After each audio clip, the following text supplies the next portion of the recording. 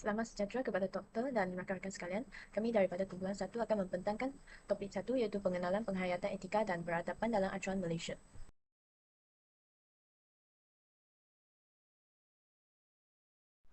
Saya akan melengkap perbatangan dengan bahagian pengenalan. Apa itu penghayatan etika dan peradaban dalam acuan Malaysia? Ia merupakan usaha memahami, menghayati dan mengamalkan nilai moral, budaya serta identiti kebangsaan dalam konteks masyarakat masyhur Malaysia. Adakah etika dan peradaban penting dalam sesebuah masyarakat? Ya, kerana ia dapat membentuk masyarakat yang berkepribadian tinggi, saling menghormati dan dapat hidup harmoni serta membina negara bangsa. Salam sejahtera. Bahagian saya adalah menjelaskan beberapa definisi penting. Pertama, adab. Adab ialah budi pekerti yang halus, iaitu tingkah laku yang baik dan berbudi bahasa. Ia mencerminkan nilai moral seseorang. Kedua, peradaban. Peradaban ialah sistem dan tahap perkembangan sosial sesuatu bangsa seperti budaya, ilmu dan cara hidup masyarakat. Ketiga, adab resam, iaitu kebiasaan dalam sesuatu kaum dan diwarisi secara temurun yang mencorakkan identiti mereka. Keempat, beradab. Beradab bermaksud berbudi bahasa seperti sopan dan tidak meninggikan suara ketika berinteraksi.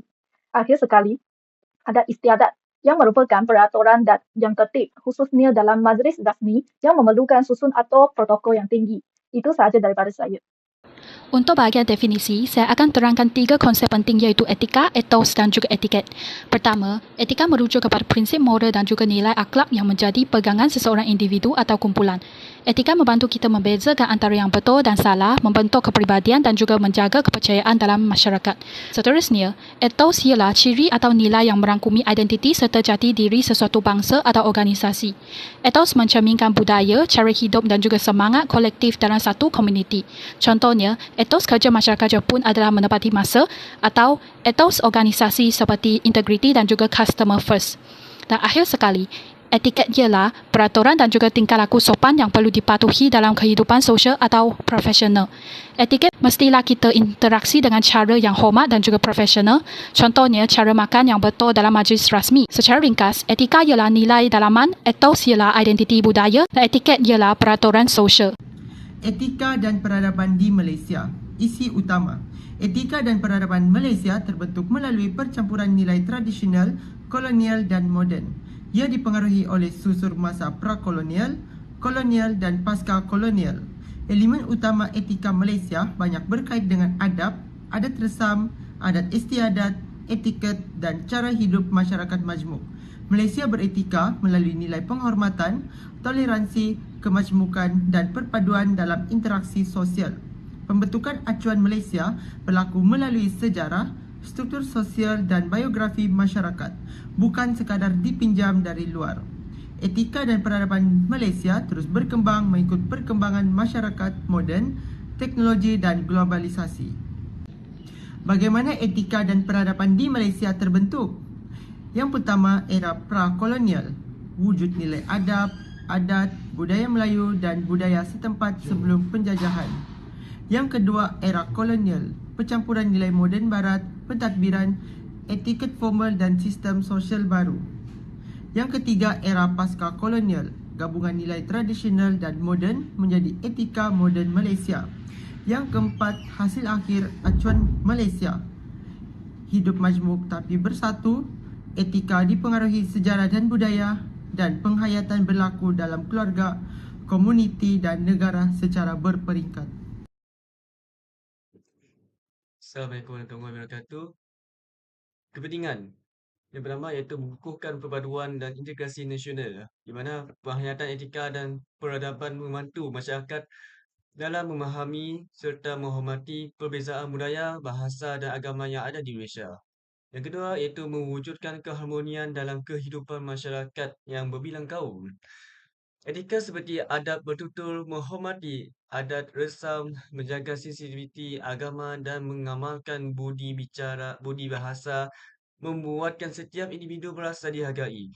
Apabila semua kaum dapat berinteraksi secara harmoni tanpa rasa curiga atau prasangka, kehidupan sosial akan menjadi lebih tenteram, teratur dan damai. Yang ketiga iaitu dapat membantu generasi muda memahami sejarah identiti dan tanggungjawab mereka. Penghayatan etika dan peradaban memperkenalkan mereka kepada sejarah pembentukan Malaysia, perjuangan kemerdekaan, nilai budaya yang pelbagai kaum dan asas negara seperti rukun negara, dan pendedahan ini dapat membina identiti nasional, menanam rasa cinta kepada negara dan memupuk kesedaran tentang peranan mereka sebagai warga negara yang bertanggungjawab. Seterusnya, susur masa etika dan peradaban. Untuk memahami perkembangan etika dan peradaban, kita perlu melihat perubahan yang berlaku mengikut zaman. Sebelum kedatangan kuasa kolonial, masyarakat Melayu sudah mempunyai sistem etika tersendiri seperti adab, adat resam dan adat istiadat. Perpindahan manusia dalam dan luar Kepulauan Melayu turut menyebabkan berlaku proses pinjaman budaya yang akhirnya membentuk identiti masyarakat Melayu hari ini. Bagi zaman pra-kolonial. Pada zaman pra-kolonial, negara kita belum dikenali sebagai Malaysia dan belum mengalami penjajahan. Pada waktu ini, etika muncul secara semula jadi dalam kehidupan masyarakat. Ia dipraktikkan melalui adab harian, adat resam serta adat istiadat yang menjadi panduan tingkah laku. Semua ini menjadi asas kepada budaya masyarakat Melayu tradisional. Zaman kolonial. Apabila negara memasuki zaman kolonial, kita mula menerima pengaruh daripada penjajah. Mereka membawa etika yang berkaitan berpakaian, cara bertutur, sistem pentadbiran dan struktur ketuaan.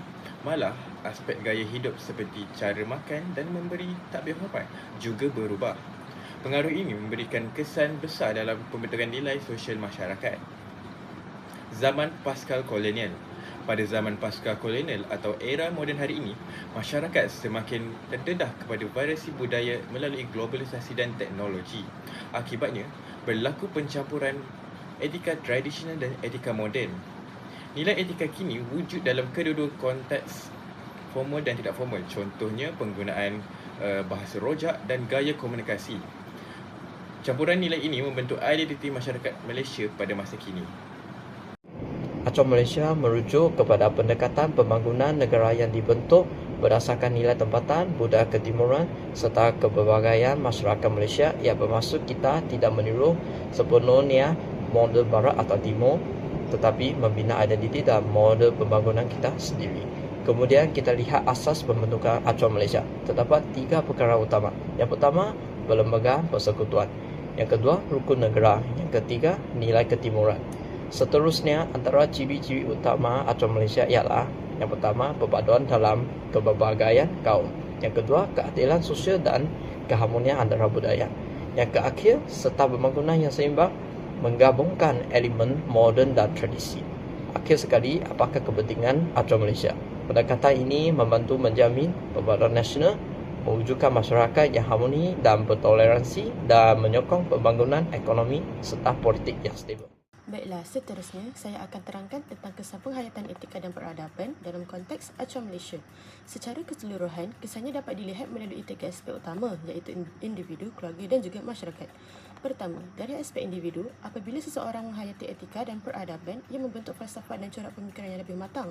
Individu akan berfikir berdasarkan nilai moral dan mampu menilai sesuatu perkara sebagai betul atau salah. Penghayatan ini akhirnya membantu seseorang membuat keputusan yang lebih beretika dan bermoral. Seterusnya, dari aspek keluarga. Penghayatan etika dalam peradaban menggalakkan amalan kasih sayang, hormat menghormati dan saling memahami antara ahli keluarga. Apabila sikap toleransi diamalkan, konflik dalam keluarga dapat dikurangkan. Ini menjadikan keluarga lebih harmoni dan stabil. Yang terakhir ialah kesan kepada masyarakat. Apabila penghayatan etika dalam peradaban diamalkan secara meluas, ia membentuk peradaban Malaysia yang lebih baik. Masyarakat akan hidup dalam suasana yang aman dan tenteram, sekaligus mengurangkan masalah sosial dan jenayah. Kesannya, wujud sebuah komuniti yang lebih sejahtera dan juga stabil. Sebagai kesimpulannya, kita dapat lihat bahawa etika dan peradaban merupakan asas penting dalam membentuk masyarakat yang sejahtera. Etika dan peradaban bukan sahaja tanggungjawab individu tetapi berperanan dalam membina tingkah laku baik untuk memastikan keharmonian dalam masyarakat.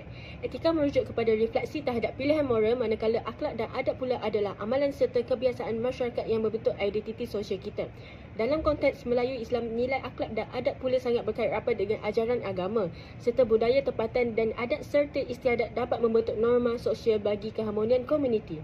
Namun begitu, dalam cabaran zaman moden pada hari ini, globalisasi, teknologi dan pengaruh luar boleh melemahkan nilai tradisional.